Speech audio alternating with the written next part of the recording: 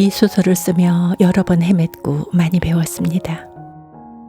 그 과정에서 잃은 것도 얻은 것도 있지만 작가로서 이 인물들이 남은 삶을 모두 잘 헤쳐나가길 바라는 마음만은 변함이 없습니다.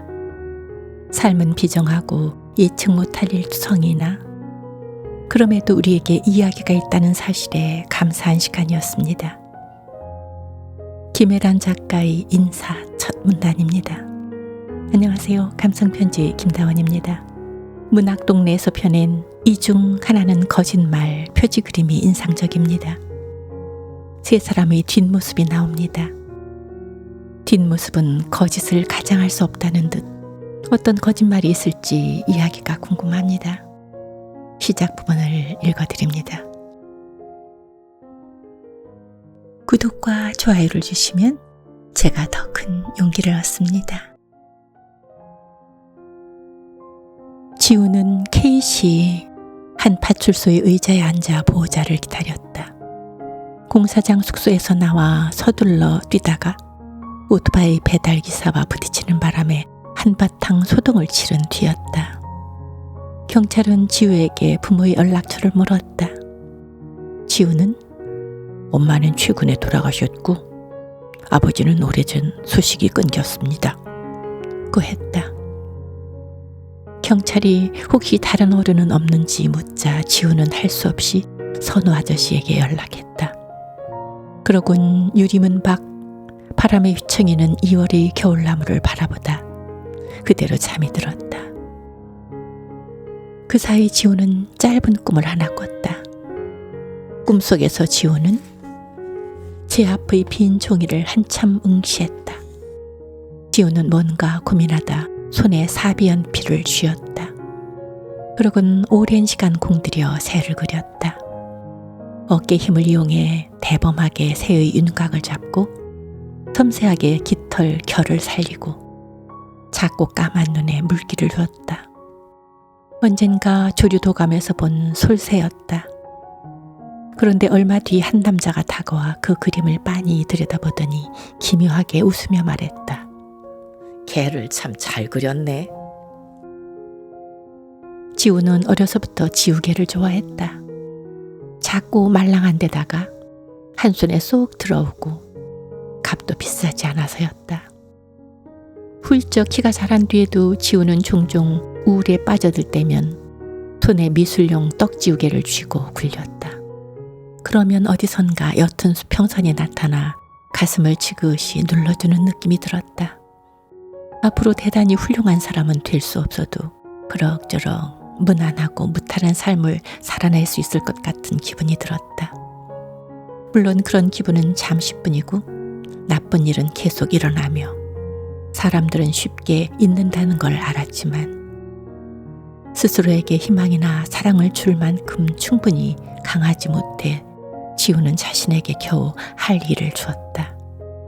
그중 하나가 연필가루 위에 연필가루를 얹는 일, 선 위에 또 다른 선을 보태는 일이었다.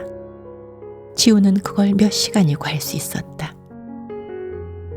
옛날에 세상에 해도 없고 달도 없고 아무것도 없던 때 지우는 요즘 빈 종이 앞에서 계속 엄마 생각이 났다.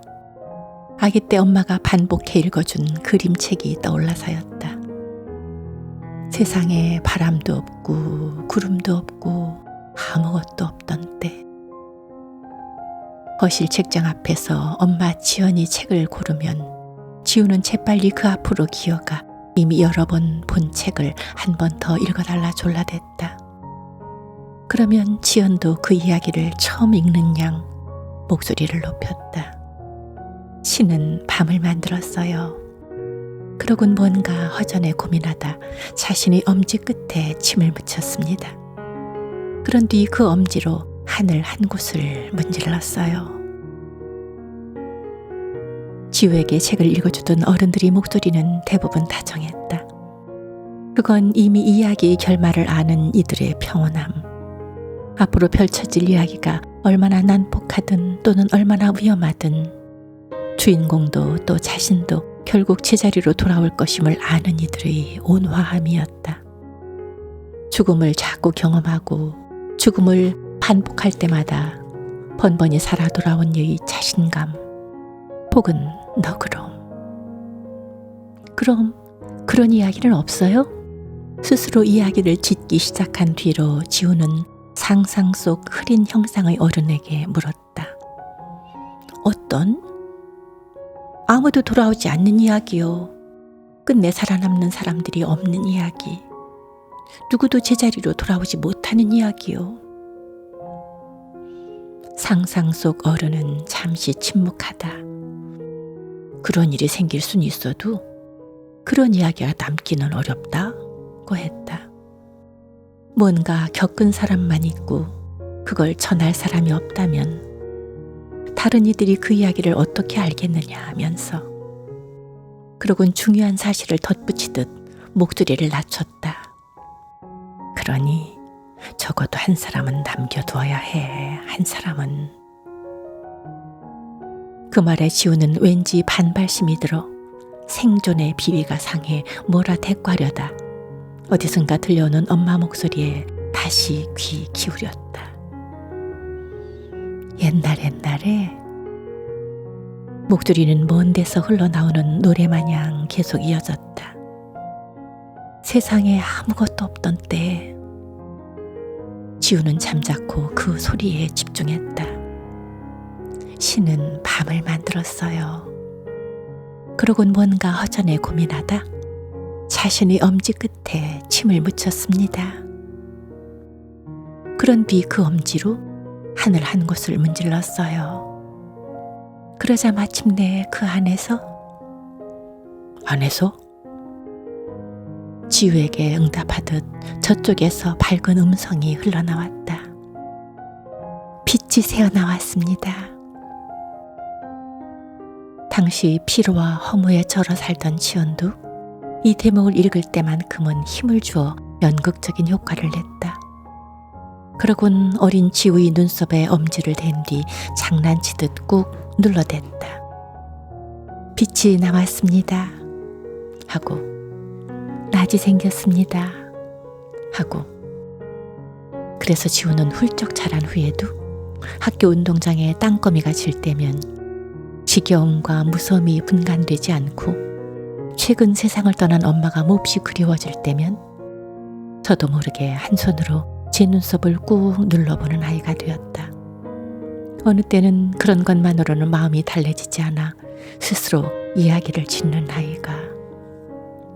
이를테면 이런 식의 옛날에 세상에 자비도 없고 희망도 없고 노래도 없던 때 신은 아무 일도 하지 않았습니다. 첫날 자신이 만든 밤이 너무 좋아서 그 밤을 덮고 자느라 세상에 인간은 이때 구원도 없고 기적도 없고 선의도 없다는 걸 잊었습니다. 첫날 자신이 만든 밤이 너무 좋아서 자신이 만든 밤이 너무 편해서